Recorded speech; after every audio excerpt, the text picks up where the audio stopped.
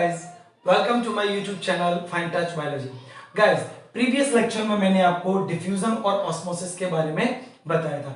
अब हम बात करेंगे थ्री टाइप्स के सॉल्यूशंस के बारे में। सबसे पहले हम समझेंगे सॉल्यूशन के बारे में। सॉल्यूशन जो होता है एक ऐसी फेज है जिसमें एक सॉल्यूट होता है और दूसरा सॉल्वेंट होता है। गाइज हर बार सॉल्वेंट के तौर पर हम वाटर का ही यूज नहीं करेंगे और ना ही गाइज ये होता है कि हर बार के सॉल्यूशन बनाने के लिए हम एक सॉलिड फॉर्म लें, एक लिक्विड। हो सकता है सॉल्यूशन बनाने के लिए हम लिक्विड का यूज कर लें, हो सकता है कि हम सॉलिड और सॉलिड का यूज कर लें, सॉलिड लिक्विड का यूज कर लें, लिक्विड गैस का यूज कर लें, तो वो हमारे ऊपर डिपेंड करता है। लेकिन हमारा जो सेल चैप्टर है यहाँ पर स्पेशली हमारा जो सॉल्यूशन है वो दो चीजों से मिलकर बना हुआ है। एक तो हमारा सॉलिड फॉर्म, ठीक, दूसरा हमारा लिक्विड फॉर्म।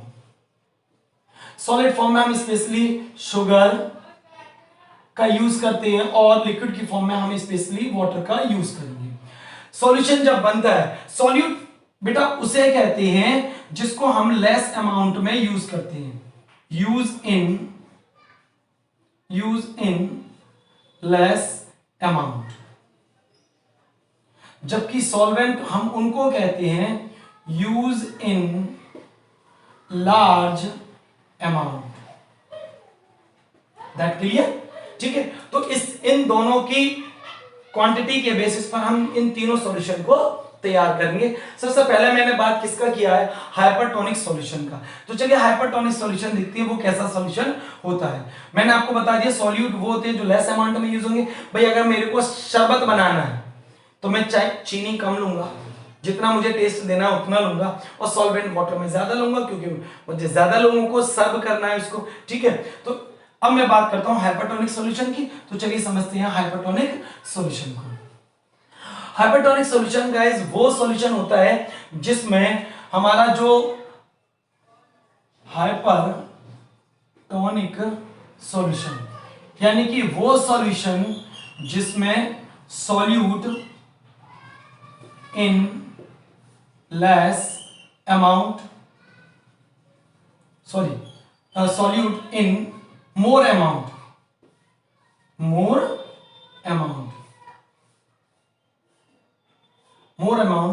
और जो सॉल्वेंट होगा वो सॉल्वेंट इन लेस अमाउंट। इस तरीके का जो सॉल्यूशन होता है उसका सबसे एग्जांपल है शुगर सिरप, चाशनी। चाशनी में क्या किया हमने? वाटर, चीनी को पानी में मिला दिया, उसको हमने क्या करा? हीट करना शुरू कर दिया। हीट करने से क्या हुआ? जो हमारा सॉल्वेंट था वो धीमे धीमे करके वेपोराइज हो गया और एक विस्कस गाढ़ा मटेरियल हमारे पास रह गया। वही हमारा हाइपरटोनिक सॉल्यूशन है। अब हाइपरटोनिक सॉल्यूशन में अगर किसी लिविंग सेल को हम रखते हैं या डाल देते हैं उसके अंदर, तो हमारी जो लिविंग सेल होगी वो श्रिंक हो जाएगी। कैसी हो जाएगी गाइस? श्रिंक हो जाएगी, सिकुड़ जाएगी। क्यों सिकुड़ जाएगी? क्योंकि जो सेल आपने इस सॉल्यूशन में रखी थी वो सेल लिविंग थी, उसमें एक अच्छी अमाउंट में वाटर था, वो वाटर अब बाहर की तरफ आना शुरू हो जाएगा कंसंट्रेशन को इक्वल करने के लिए। तो सेल जो है हाइपरटोनिक सॉल्यूशन में सिकुड़ जाती है। हाइपरटोनिक सॉल्यूशन में क्या होता है? सेल सिकुड़ जाती है बेटा। नेक्स्ट है हमारा हाइपोटोनिक सॉल्यूशन। सेकंड, ये फोर्थ नंबर पे हाइपोटोनिक सॉल्यूशन। इस सॉल्यूशन में क्या होता है? Hypotonic solution. इस सॉल्यूशन में क्या होगा कि हमारा जो सॉल्यूट है, सॉल्यूट इन लेस अमाउंट, और जो सॉल्वेंट है इन मोर अमाउंट। ठीक है, और इस तरीके का जो सॉल्यूशन है वो बिल्कुल जैसे हमारा शरबत होता है, ठीक वैसा है। यानी कि यहाँ पे हमारा पानी ज्यादा होगा और शक्कर को हम थोड़ा कम लेंगे।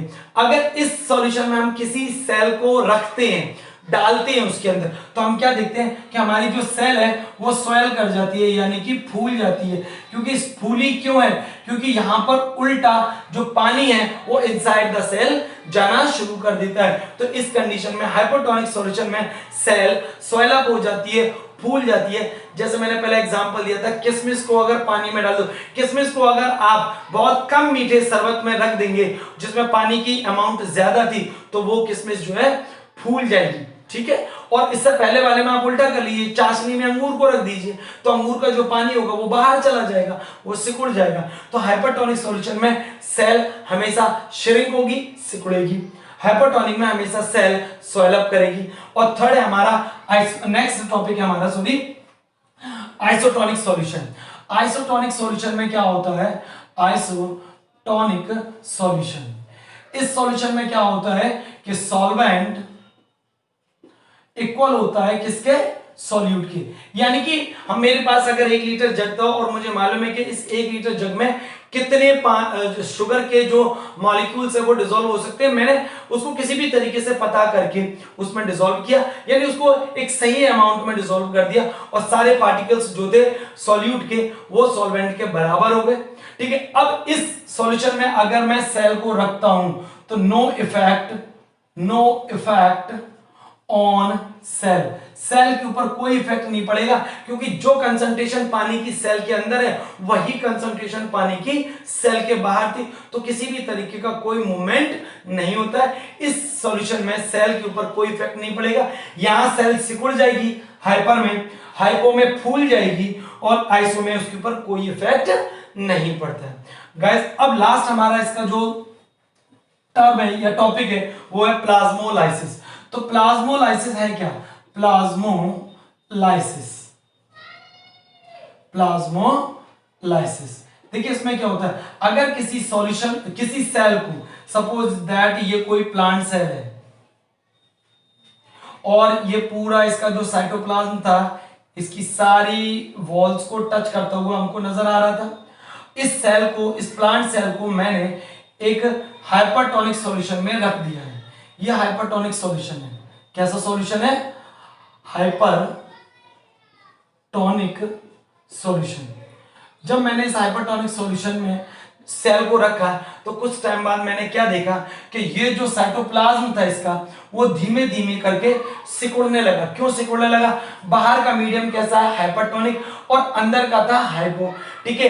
अंदर वाटर की अमाउंट अच्छी थी तो पानी जो था वो बाहर आना शुरू कर देगा, इसलिए क्योंकि बाहर उसे जो कंसंट्रेशन है वाटर की वो इक्वल करनी थी, उसको इक्वल करने के लिए वो बाहर आना बेटा शुरू कर देता है इस प्लाज्मा मेम्ब्रेन के थ्रू।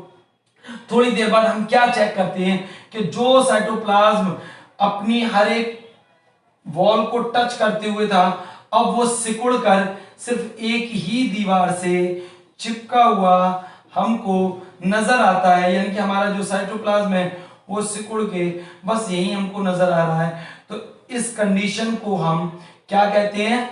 प्लाज्मोलाइसिस कहते हैं। फॉर एग्जाम्पल के तौर पर आप इसका जो सबसे अच्छा एग्जाम्पल है, हमने देखा होगा अगर हम हरी मिर्च टमाटर है मार्केट से लेकर आते हैं, ठीक है, तो एकदम बिल्कुल स्मूथ विदाउट रिंकल्ड होते हैं। कुछ टाइम रखे रहने के बाद क्या होता है, जब उसके अंदर से वाटर का लॉस आना शुरू हो जाता है तो उसके ऊपर रिंकल्स आना शुरू हो जाती हैं, झुर्रियां आना शुरू हो जाती हैं, ठीक है। तो वो क्यों आई हैं? क्योंकि सेल्स का जो साइटोप्लाज्म था वो सिकुड़ना शुरू हो जाता है। तो उसको हम लोग क्या कहते हैं? प्लाज्मोलाइसिस। यानी किसी सेल का जो प्रोटोप्लाज्म है वो धीमे धीमे करके सिकुड़ गया किसी हाइपरटोनिक सॉल्यूशन में रखने पर, या हमने उसको एटमॉस्फेयर में एक्सपोज छोड़ दिया, खुला हुआ छोड़ दिया, तो जो वाटर था वो धीमे धीमे करके रिड्यूस होना शुरू हो जाता है। तो गाइस ये हमारे कुछ इंपॉर्टेंट टॉपिक थे। प्रीवियस लेक्चर में मैंने डिफ्यूजन ऑस्मोसिस को बताया था, यहाँ मैंने हाइपरटोनिक, हाइपोटोनिक, आइसोटोनिक और प्लाज्मोलाइसिस जैसे टॉपिक्स को बताया। तो गाइस ये हमारे इंपॉर्टेंट टॉपिक जो है यहाँ कंप्लीट हो जाते हैं। तो आपको जो भी डाउट्स हो, जो भी आपके क्वेरीज बनती है वो कमेंट बॉक्स की हेल्प से आप मेरे से उनकी क्वेश्चंस जो क्वेरीज है उनको सॉल्व आउट करा सकते हैं।